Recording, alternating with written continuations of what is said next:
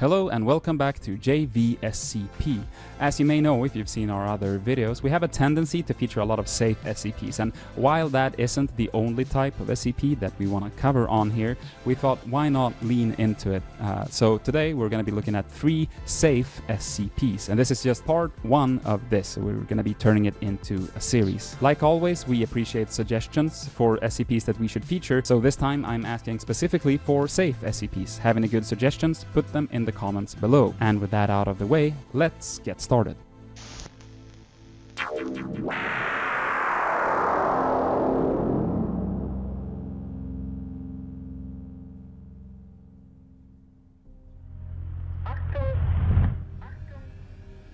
SCP-5484 by BlazingPie and Ralliston from the SCP Wiki. Containment class: Safe. Disruption class: VLAM. Risk class: Warning. Special containment procedures. SCP-5484 is to be sealed off from the remainder of Site-120's building. Until it can be repurposed to serve as an elevator again, Site-120 staff are encouraged to use the remaining means of transport as alternative ways to traverse the building. Description: SCP-5484 is a space-time disruption taking the form of a seemingly endless pit located within Elevator 2B's shaft in Site-120. And I'm gonna completely guess this pronunciation. Częstochowa, Poland. Footnotes: prior to SCP-5484's initial manifestation, the elevator was fully functional. Along its walls, numerous thaumaturgic markings, mainly depicting phrases such as suffering, pain, and gateway, are located, with markings of both high Akiva radiation and low Hume levels being detected next to it. Though so far no Foundation equipment was able to reach 5484's bottom, recording equipment sent into it detects muffled noises consistent with human moans, screams, and silent humming coming from within it. The deepest the Foundation had been able to venture into 5484 was a depth of approximately 25 kilometers down. Footnote: as seen during an unmanned drone exploration. Though almost no differences were noted with the increasing depth as compared to the higher parts of the anomaly. A small increase in temperature has been noticed around the deeper parts of it. Similarly, the volume of the sounds coming from within it has been noted to increase slightly with increasing depth, though not enough to be well comprehended by Foundation staff. It's theorized that SCP-5484 leads to, or at least a version therefore, the Catholic version of Hell as described within the Bible. Though this hypothesis is still being investigated due to the abnormal amounts of pain energy as well as thaumaturgical and theological processes detected within the anomaly, it is still a possible explanation. Addendum 5484-1. Discovery. SCP-5484 was discovered on May 9, 2003. Following an attack from subgroup GOI-120, Triumvirate, on Site-120. Footnote: Triumvirate is Fey for We Will All Prevail, a large-scale organized Fey terrorist group focused on reclaiming its supposed territory back from humanity, not infrequently focusing on Foundation sites to do so, mainly operating from within Esterberg. During the group's escape from the facility, it initiated a ritual which would, as described in scripts carried by it, open a gate to hell itself, consuming your enemies whole. Though it went as planned, due to the ritual site being so remote, it had only affected the elevator, rather than the entire site as initially planned by the group. Following the ritual's activation, all of the group's members were consumed by the forming spatial disruption, effectively eliminating them from the site. The following are SCP-5484 test logs conducted shortly after the anomaly's discovery. Test 1. Procedure. Throw a standard testing object, a small steel ball, into SCP-5484. Outcome. Test subject has not been recovered. It is presumed to still be falling down 5484. Test 2. Procedure. Same as Test 1. Outcome. Test subject rapidly flew out of SCP-5484 after 3 minutes of falling. It was covered with salty water and sand of unknown origin. Test 3. Procedure. Same as Test 1. Outcome. Test subject rapidly flew out of 5484 after 4 minutes of falling, this time additionally covered with wet kelp. 9 logs omitted. Test 13. Procedure. Descend into SCP-5484 using a remote drone. Outcome. The drone descended to a depth of approximately 4 kilometers, after which it ceased communication. All attempts to locate it have failed. Last footage sent by the drone was that of an unknown fluid, similar in appearance to water. Test 14. Procedure. Same as Test 13. Outcome. The drone descended to a depth of approximately 6 kilometers, after which it ceased communication. All attempts to locate it have failed. Temperature readings recorded an increase of 5 degrees Celsius. Last footage sent was similar to Test 3. Test 15. Procedure. Same as Test 13. Outcome. The drone descended to a depth of approximately 10 kilometers, after which it ceased communication. All attempts to locate it have failed. Audio equipment recorded sounds consistent with muffled human speech, rushing wind and sea waves. Test 16. Procedure. Same as Test 13. Outcome. The drone descended to a depth of approximately 25 kilometers, after which it ceased communication. All attempts to locate it have failed. Akiva radiation, which became significant enough to be detected after 20 kilometers, increased with depth to the point of sensor overflow. Addendum 5484-2. Further 5484 research. The following is a log of initial research conducted on 5484 as done by Site-120's staff. Video log. Date, July 9th, 2003. Both present parties are standing on the walls of the elevator shaft, protected by appropriate equipment, looking down into the pit of 5484. Around them, inactive Foundation terrain scanners can be seen, with Michaels holding a small screen linked to them and an activation console. Present parties. Dr. James Michaels, member of Site-120's Director Council, and its Ontokinetics and Spatial Disruptions Chief. Mieczysław Uri, lead of Site-120's maintenance team. Yep, that's hell alright. Well, this ain't good. Because we literally have hell near our offices? No, because we actually have to clean something up for once. Both pause for a second, during which Michaels activates the scanners. All beep with dim lights, and 3 seconds later, the tablet he is holding lights up. Yeah. Wormhole type. Dimensional portal. High Akiva, though mainly focused around the worship of one entity. Temperatures higher than 26 Celsius, and the constant hatred outputs and suffering filters. We got hell on our hands, and it's not pretty. Why is that, if I may? Michaels looked directly into Burry's eyes. Well, aside from the fact that it's, literally hell, the pain scanners are really, really bad. The sheer amount of suffering within is genuinely staggering, to the point my tech's overloading. Give me a moment, though. I have to check something. Michael taps the screen twice. It'll take a while. He pauses for a second. Though if it's not a mistake, then Jesus. The amount of pain emitted from this would be able to literally power the human civilization for millennia if harvested well. I always imagined the theoretical hell would be bad, but this is just... No. Is this much of a surprise, though? Haven't we discovered hell already a while back? Heard a thing about it or two some time ago? I mean, yes, we did, but 5572 is an absurdly specific afterlife.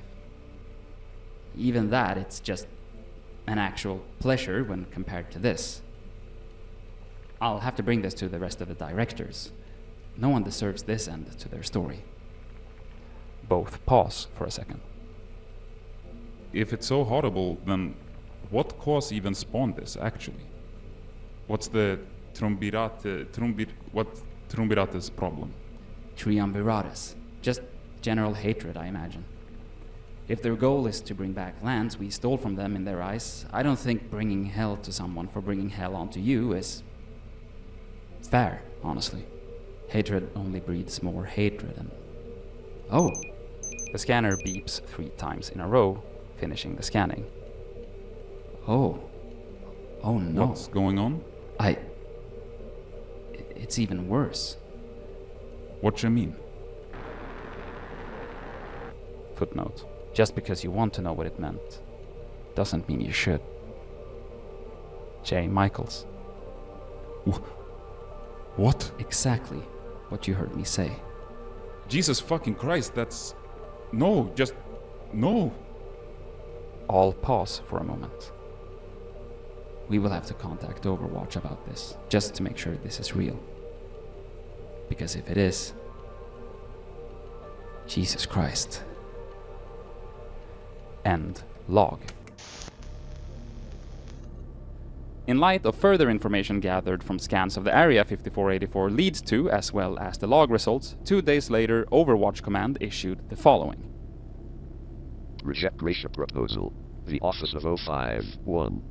In light of all the discoveries made following the initial contact with SCP-5484, the entire SCP Foundation is to change its approach towards all subjects. In previous years, we valued coldness and objectivity over kindness and other human virtues. Even after our policies had to change so many years ago after Esterberg's fall and Directive Alpha/1911. However, in the light of newly acquired information, we can never let a single person be victim of what most likely comes as punishment for our sins after death. We still do not know the exact nature of hell presented to us by 5484. It is, however, an afterlife different from all known descriptions of hell in recorded human history. And from what we've gathered, we can be certain that it is not an afterlife one would want to be stuck in. As we have no other choice than to continue research on 5484, we propose Project Gracia as a temporary containment strategy. We, as the Foundation, need to redeem our personnel as quickly as possible. 05-1. Addendum 5484-3. File update. Site 120 Director Council. On the 13th of September 2003, the second and final inspection of SCP-5484's runes prior to the proper Foundation-wide activation of Project Gracia has been conducted by Site 120's Grand Thaumaturgist and Thaumaturgical Archivist and its Director Council member, Daniel Ashworth. Aside from numerous differences between translations of said runes and the ones after the second scan, it was noted that the major rune used to complete the ritual and properly activate the portal was mistakenly written with a single L, resulting in the portal leading to the Hell Peninsula of Poland, rather than to a potential torturous afterlife. Due to this, all plans regarding Project Gracia are currently being pulled back. That's very funny. I didn't expect that. All similarities between a vision of a hellish afterlife and Poland are currently being investigated. Dude, I hope this was written by a Polish person, because they're really shitting on Poland a lot here. So if I'm understanding this correctly, what essentially happened, this is funny in multiple ways, but what essentially happened here is a portal opens up, right? And they're like, holy shit, this is strange. They start investigating it, measuring the pain levels inside and all that, and they're just, holy shit, this is the worst thing ever. This literally leads to hell. And even the O5 Council, when they're made aware of this, starts this whole new direction for the entirety of the Foundation. We need to be better, be kinder, be nicer, because no one deserves this fate. And then as they start researching the runes, they're just like, oh wait, hold on, this isn't hell, this is hell, H-E-L, a peninsula in Poland. It's just that the pain levels of that hell is still incredibly high.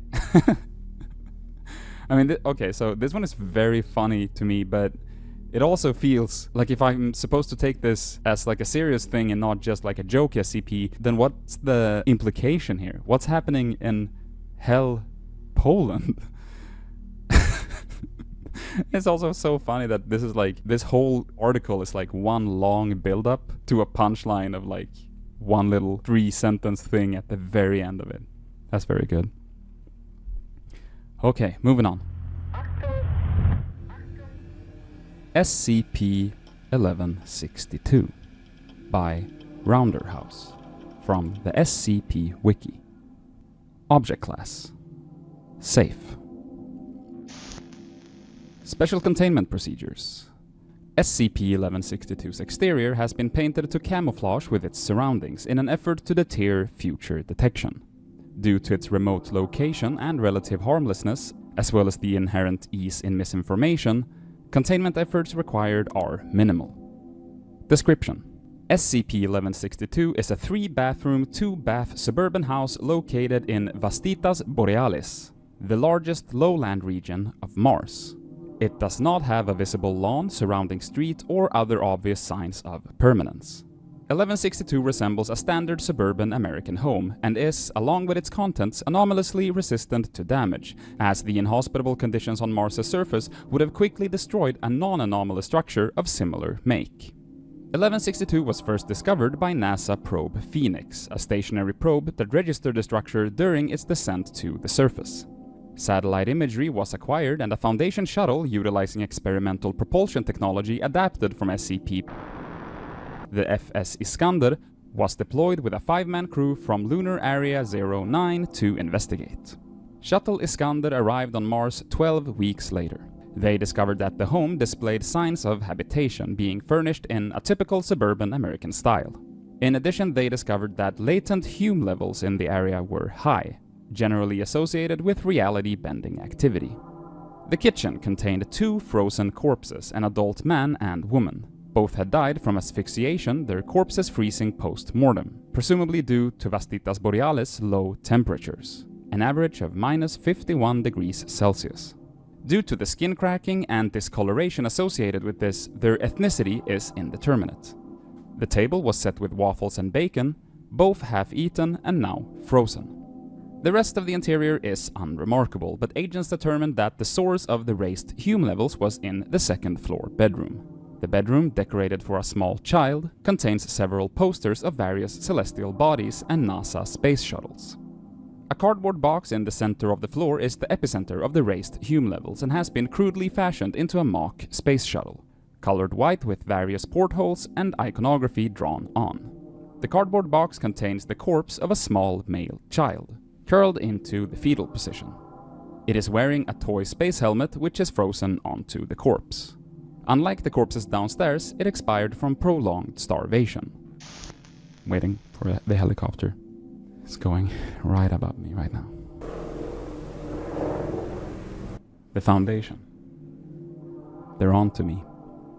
I really like this one. It kind of encircles what I think is fun with a lot of the earlier SCPs, where it's short, kind of leaves more to the imagination. I'm not saying that they necessarily have to be as short as this one, but I like how little context the Foundation has been able to kind of figure out. They just have these facts, right? And that leaves a lot up to interpretation.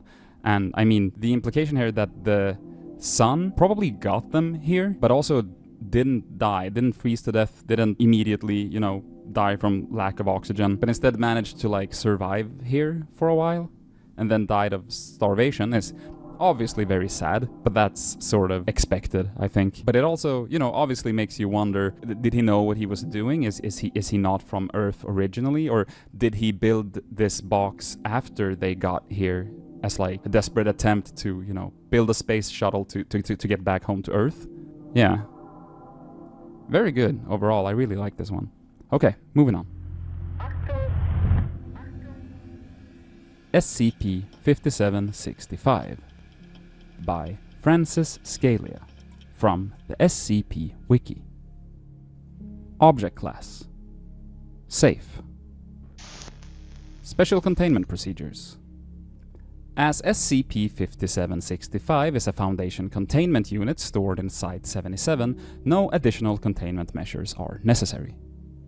Should 5765 be empirically proven to contain bees, containment procedures should be updated accordingly. Description: SCP-5765 is a standard Foundation containment unit, previously designated -A. It is believed to contain a large number of bees, although no empirical evidence of this has yet been obtained. Tests are ongoing to definitively confirm the presence of bees in SCP-5765. Addendum 5765-1. Abridged test logs. All tests were conducted by researcher J. Edmondson. For full records, please contact head researcher Dr. Johannes Ashby. Test 1, Remote Visual Search. Description. Dr. Edmondson searches the interior of SCP-5765 using standard observational cameras present within the containment unit. Result.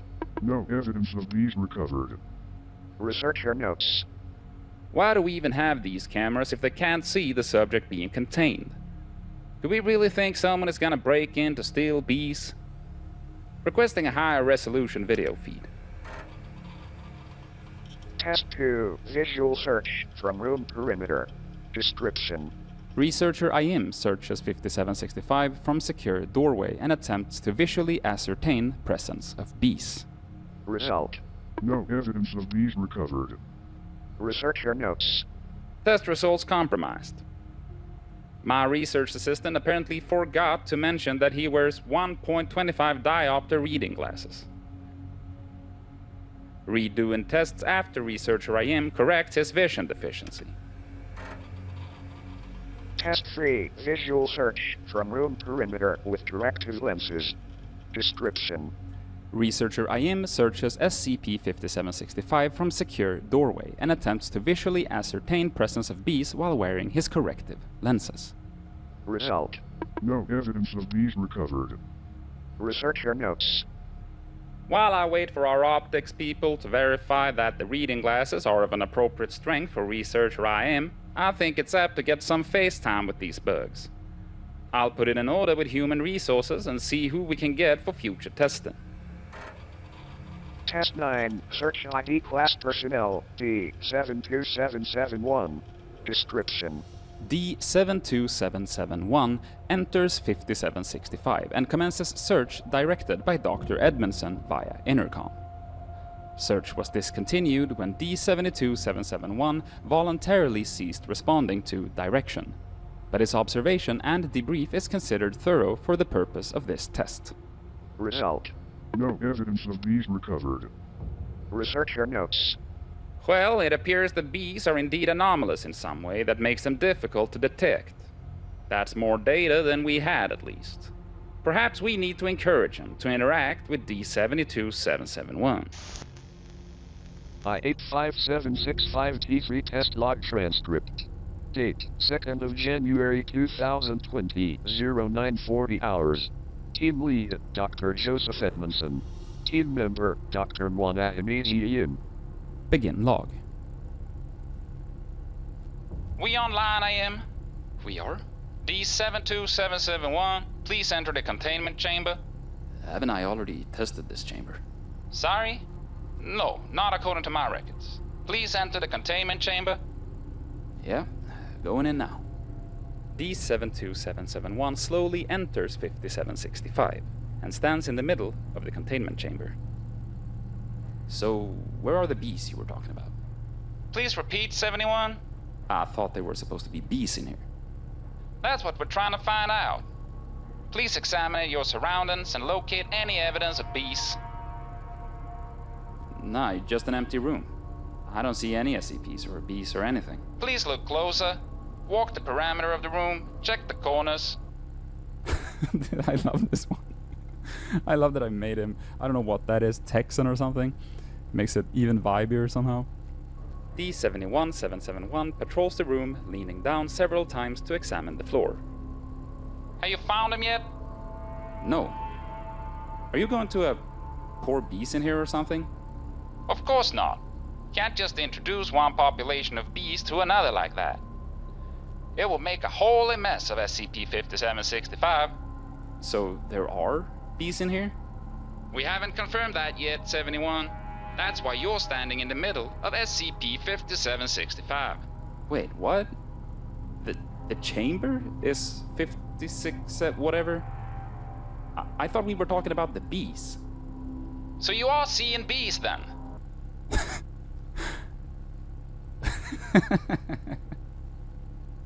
I love that I gave him that voice. Look, is there something that's going to sting me? Just tell me. Stung by what, 71? Bees? What bees are you seeing, 71? D72771 refuses to answer further questions and is withdrawn from 5765. No evidence was collected confirming the presence of bees within the containment chamber. End log. Test 12, Search ID Class Personnel Modified. Description. Search of containment unit by D72771, who is heavily pollinated. 72771 searches interior of containment cell. Result. No evidence of bees recovered. Researcher notes. I've put in an order for an impressive variety of pollen. We'll try the others next week.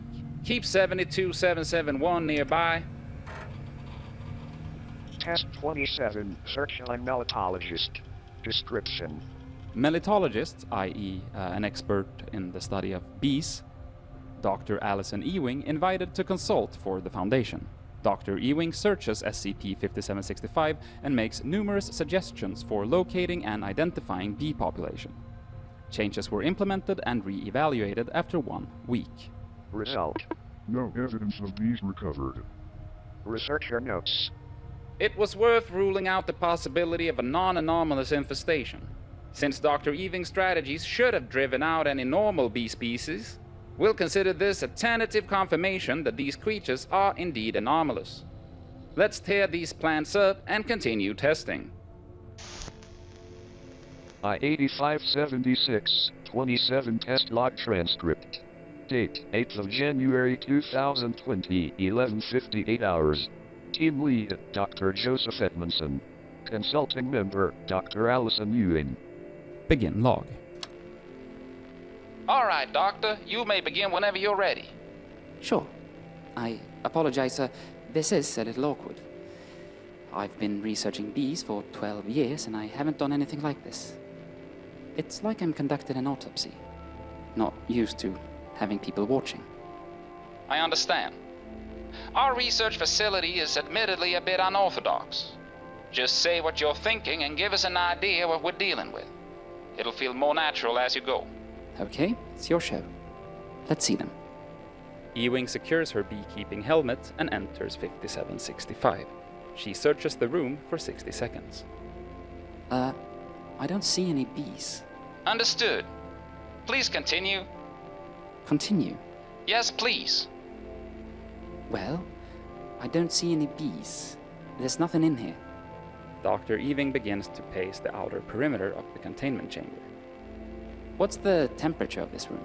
Let me check. Give me a moment. It feels a bit chilly. About 13 degrees Celsius. So yeah, that's a bit cold for bees. You could be dealing with some sort of cold-resistant species or subspecies, like we found with Caniolans or Russian honeybees, but either way, they're likely bundled up in the hive somewhere trying to keep warm. Can you adjust the temperature? Sure, bringing it up now. 18 or 19 good for you? Sure. Continuing. The room is barren of natural resources, or indeed any resources at all. If we turn this place into a garden, we might draw them out and get a better look. Most bees aren't very specific about the plants they'll mine for pollen, but a few are. In addition to lavender, holly, clover, and maybe aconacea, you'll also want to have dogwood and mustard for the pickier eaters. Makes sense they'd be hard to find if there's nothing here for them to eat. Understood. We'll make it happen. Write that down. I'm not seeing any physical signs of bees. No damage from carpenters, no scouts. You mentioned nobody's been stung, so your bees either aren't aggressive or they simply don't feel threatened. Or, as I mentioned, they could be lethargic from the cold. We'll want to try pheromones for a couple of different species at least. I'm actually one step ahead of you on that. I have someone ready to do that test soon. Please continue. Your input is invaluable. Transcript abridged, available in full as 5765-UA. Dr. Ewing makes numerous suggestions over 9 hours for exposing bee populations. All suggestions are approved and implemented by Dr. Edmondson. 1 week after the environment of 5765 has been converted to be friendlier to various bee species, no empirical evidence of bees is found. Dr. Ewing is administered Class B amnestic treatment and released. Task 31, Interior Search of Surrounding Walls. Description. Foundation maintenance staff conduct search of containment units' walls in accordance with pest removal protocols. Result. No evidence of bees recovered. Researcher notes. None. Task 32, Search high heavily dated D-Class personnel. Description. Search of containment unit by D72771, who is heavily pollinated, dressed in bright blue, purple, and yellow attire, and doused in sugar water and pheromones of 3 different bee species. D72771 searches interior of containment cell. Result. No evidence of bees recovered. Researcher notes. Found interesting research into bees like in certain types of music. Test will resume when D72771 learns to play the flute. Item number SCP-5765. Object class Safe. Previous iteration. Special containment procedures. SCP-5765 is to be kept empty for testing purposes. Description. SCP-5765 is a standard Foundation containment unit, previously designated -A. When individuals are told the contents of 5765, they will invariably believe this information to be true. Notably, proximity to 5765 seems to have no bearing on the anomalous effect. Individuals who are aware of 5765's physical existence are vulnerable to suggestion regarding its contents. While cognito-affective, this effect lacks compulsive behavior or directly destructive psychological effects, and thus is not considered significantly cognito-hazardous. The nature of 5765 makes it difficult to directly study its effect. See Iteration 0 logged below. Research performed on 5765 is to be conducted by individuals unaware of its cognito-affective anomaly, and is to be directed by head researcher Dr. Johannes Ashby. SCP-5765 was previously used to contain SCP, which is currently undergoing re-evaluation and classification. Due to the similarities in their effects, it is currently theorized that SCP experienced anomalous bleeding into 5765, resulting in its current anomalous state. Research is ongoing. Addendum 5765-3. Summaries of previous test iterations. Please contact head researcher for full records of previous test iterations. Data is to be collected regarding how researchers proceed in testing and compiling information about 5765. Approved research methodology prescribes informing researcher subjects that 5765 contains some object of study and providing reasonable accommodations for locating those contents. Unreasonable accommodations may be approved on a case-by-case basis. Iteration 0. Subject none. Suggested contents none. Results.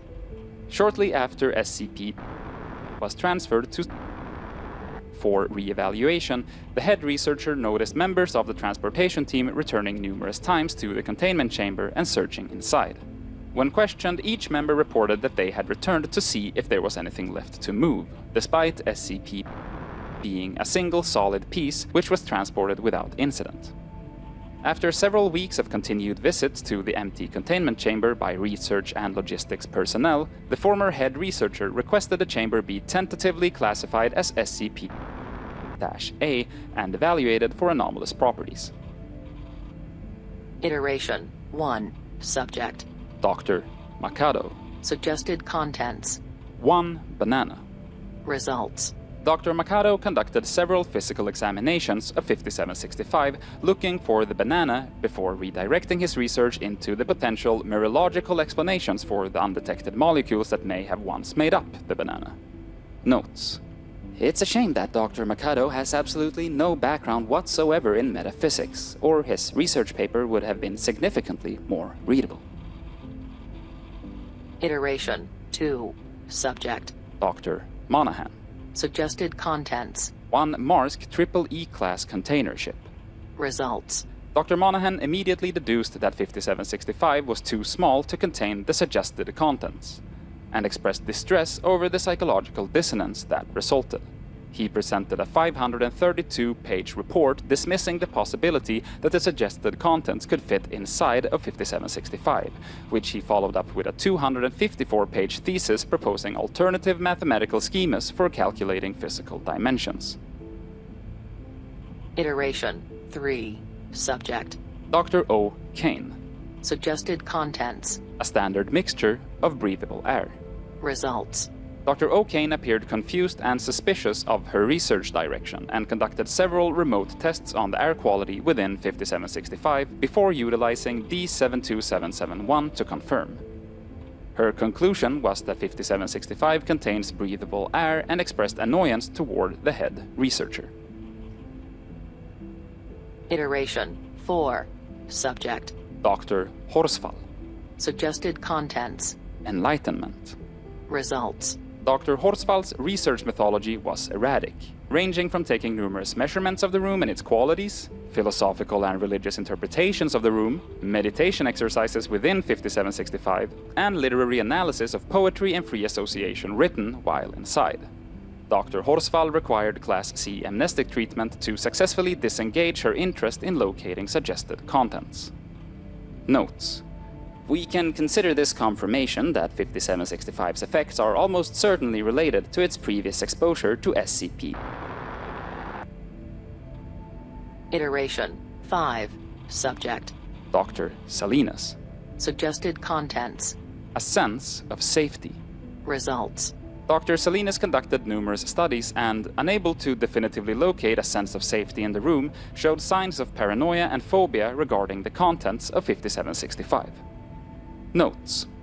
Our researcher is now terrified of his research subject, and little data could be acquired. This is unhelpful. Iteration 6. Subject. Dr. Trask. Suggested contents. A sense of safety. Results. Dr. Trask conducted few remote examinations of 5765 before entering it personally. She quickly responded that the room did indeed carry an intense feeling of safety. Dr. Trask then showed signs of paranoia and phobia regarding the world outside of 5765 and refused to leave for 38 hours, when dehydration allowed her to be extracted by the head researcher. Notes. While it is useful to know that different subjects seem to produce different results when tested under largely identical circumstances, I'm convinced that 5765 is likely one of those problems that is only a problem because we're messing with it. Iteration 7. Subject. Dr. Madison. Suggested contents. A barely audible mechanical whining sound. Results. Dr. Madison personally confirmed the presence of the sound within 5765, but was unable to measure it using standard audiometric equipment. Initial conclusion that 5765 causes selective vibrations within living matter that makes the sound impossible to detect outside of the human body. Notes. This is an interesting conclusion, even though it's wrong. Perhaps 5765 could be a viable means of incentivizing out-of-the-box thinking in other research avenues, recommending future studies in this direction. Subject. Dr. Edmondson. Suggested contents. Bees. Results. Dr. Edmondson has conducted numerous tests attempting to confirm the presence of bees in 5765. This research has progressed at an increasing pace and is currently in its second consecutive year of testing, with Dr. Edmondson showing no signs of dissonant distress. That's so cruel, but I mean he's doing good, I guess. So that's fine. Notes.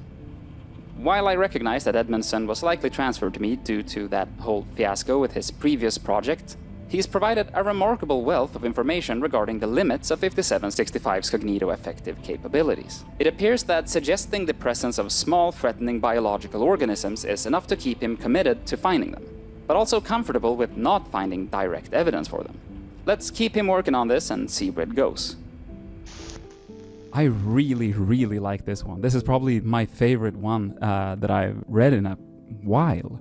I will say that it lacks that sort of slight spookiness factor that I do like to have in there, but it's still honestly like remarkably good. I really like this one. And I will note that in that final comment that Dr. Edmondson was likely transferred to me due to that whole fiasco with his previous project, that links to another article, which isn't safe, so we can't include it in the next installment of Safe SCPs, but I definitely do want to read it and include it in something coming up here soon. So if you, like me, were a fan of Dr. Edmondson, even though I don't know what that accent I gave him was, some sort of attempt at, I guess, like Texan accent maybe, but yeah, if you like that, you'll be seeing more of him. Keep your eyes peeled. And I think that does it for the 3 Safe SCPs for today. Thank you so much for tuning into the channel yet again. Thank you for continuing to recommend us new SCPs for us to read. We read all comments and we compile it all into a Google document, so if you have any recommendations, please leave them in the comments down below, preferably along with like a little bit of an elevator pitch of what it's about. And also thanks to the patrons who should be up on screen somewhere right now. I'm sure Veeti has taken care of that and made it look all nice and pretty. Thank you so much again for watching. Hope to see you in the next one.